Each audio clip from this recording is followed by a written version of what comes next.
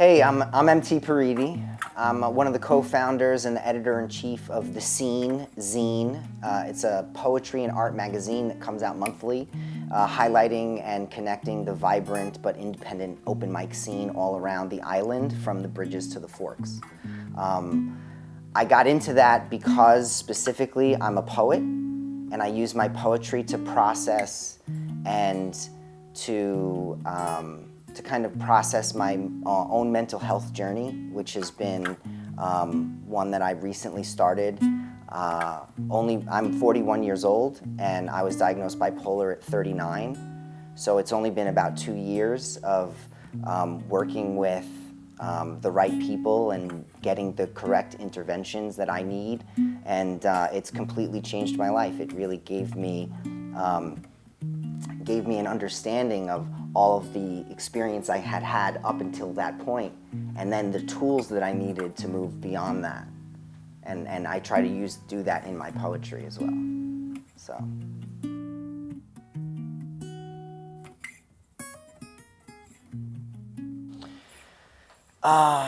What would I ask about? Well, I would ask about my mental health. I would ask if it were a safe space for me to talk about it.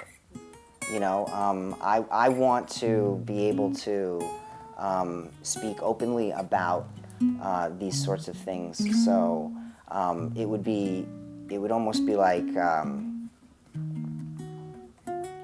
the first thing would be consent. Like, hey, can we talk about mental health stuff? You know, because that's really important to me, and it's a part of who I am. But I find that I don't have to force that because it is a part of who I am. You know, but just the fact that it's on the table, I think, is really important.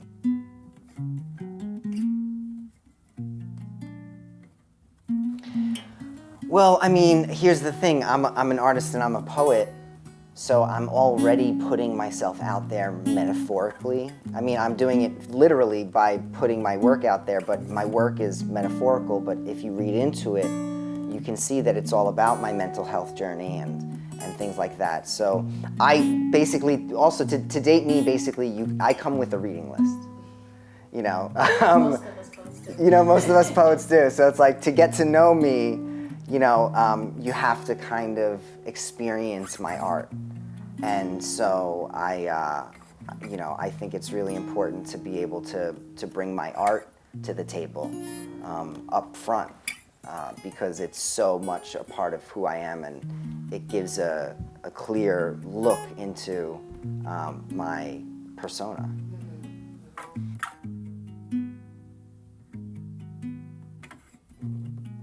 Well, first and foremost, it's better on the page than in my head, period. I could just swim in it.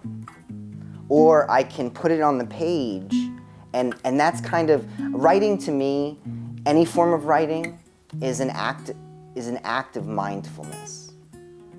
And because you have to know what's in your mind to write it down, right? So to write it down also helps separate you from it, where you're not your thoughts. You're the person observing your thoughts. And you might have multiple thoughts coming in from multiple areas. You know, we contain multitudes, and some of us more so than others.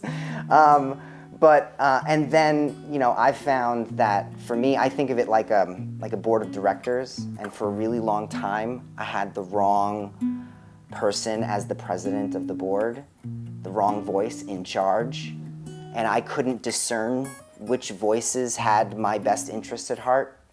And I was genuinely convinced in some of my manic moments or in my depressive moments that this is what was best for me, and couldn't tell the difference, and needed the tools and the resources to be able to discern and differentiate and choose.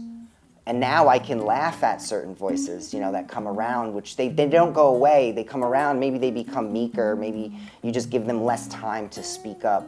But, you know, I could kind of say, like, okay, you got your 3 minutes, now sit down, let's listen to more reasonable, you know, people.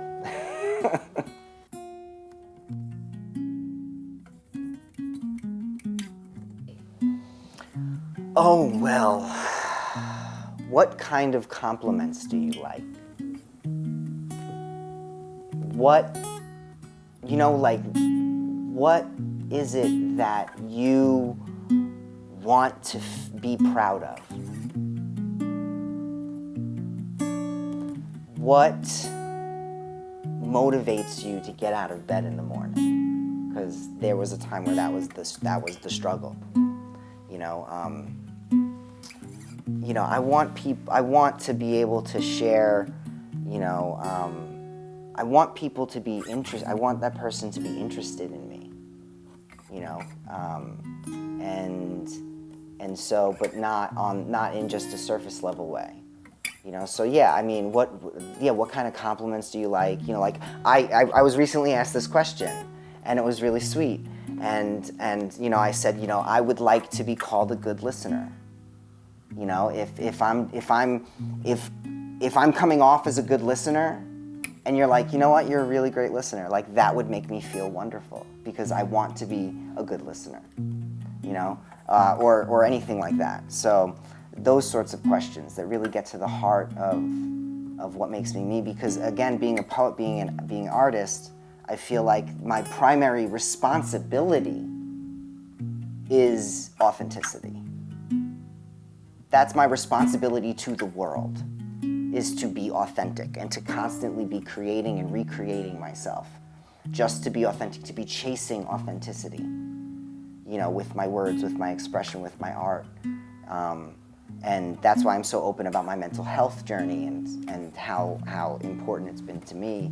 And beyond, with the writing, beyond mindfulness, there's also a great deal of catharsis, and that's the better on the page than in my head, because then I get this chance to express it, I get this chance to feel it, because it's not about avoiding the feeling or avoiding the thought, it's accepting it and not beating myself up over it, and then, moving on from it, and letting them, like, sometimes the moment sucks, and it's not for me to be like, this isn't depressive, but I know that this will end, this too shall pass, and as much as that helps me get through the hard things, it also helps me cherish the good things, because even the good shall pass. And so you want to, in that moment, really be able to cherish that experience. So, yeah.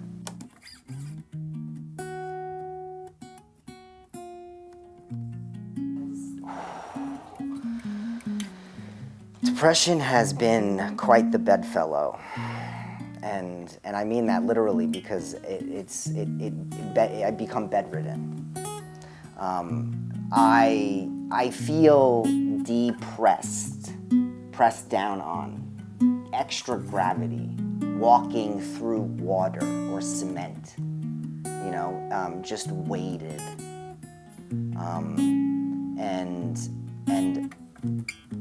and that's just physically. that's just how it manifests physically, because we're integrated beings, we're mind, body, relationships, and spirit or sense of purpose. We're all of those things together, and an illness in one area can manifest itself as an issue in another. So that's another part of, like, my journey, is really being aware of where is this coming from. Like, I could be socially isolated, can trigger a depression, can cause me to not take care of myself and get physically ill. Like, see how they're connected, And so I don't want to treat the symptom, I want to find out the cause.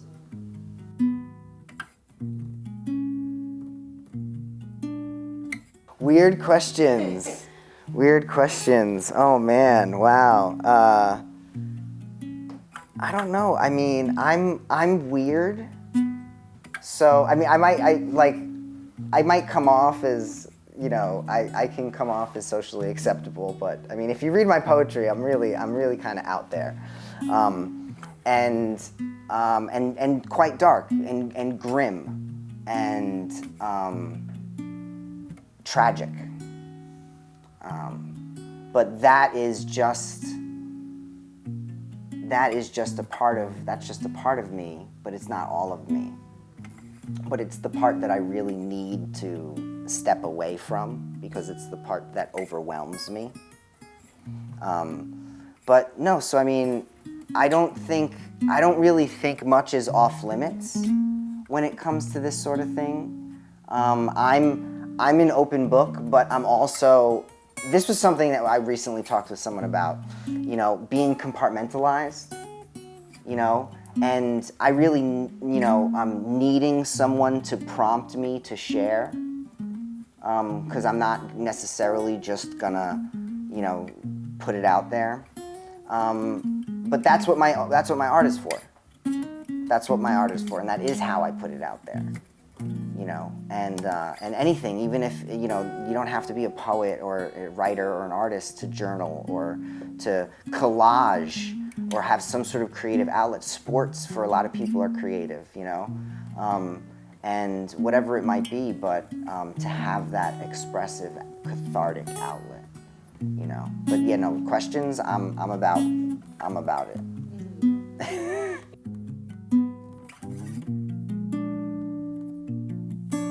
One of the most important things, I think, is for me to know that it won't make you go away. That you'll be here on the other side of it. That is because at the end, when it's over, again, there can be embarrassment. Like you saw that side of me. I can't believe that I lost it like that. Or, you experienced that part of me, and I'm sorry, and now there's this fear that I've just lost friends or relationships because I got too real, I got too sad, or I got too whatever, too much. And that's another thing that really is supportive is that,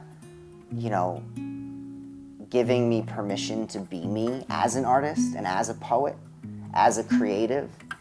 But like I recently asked one of my mentors, well, not recently, months and months ago, I asked when a relationship of mine was ending, I asked, hey, who had a very successful relationship and is a poet who's been on the scene for many years, I said, has your partner, has your wife ever felt like second fiddle to poetry or the scene? And his response floored me because all he said was, the people in my life give me permission to be who I am. And this person wasn't necessarily giving me permission to be who I was. And so I need that. That's part of my support, is being given permission to be myself and to pursue my passions, because that's another thing I think is an artist's responsibility, is to pursue passion.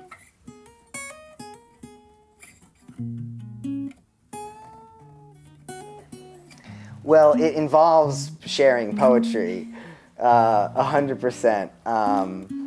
There's, my ideal date, I think, is probably one where we have a deep, honest conversation about who we are as people and open up. And yeah, I mean, I think it's really important to in our like hookup culture. It's really easy to just get right to it.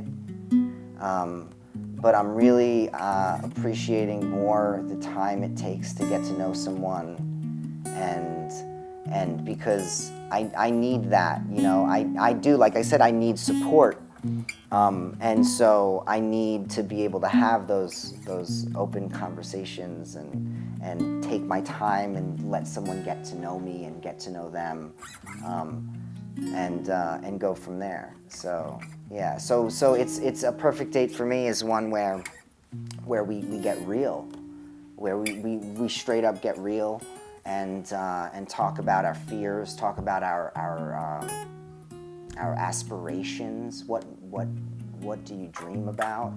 You know, I want to go there. I don't want, you know, what's the word? Pleasantries. You know, I could get pleasantries with anyone, but if I want to date you, I want to get to know you and you to get to know me. I have hey, how are yous all the time. You know, a lot of my life is built on hey, how are yous. You know, making connections, networking, stuff like that. I'm good at that. You know, but I want to go past that. But anyways, my favorite color is green. Thank you so much.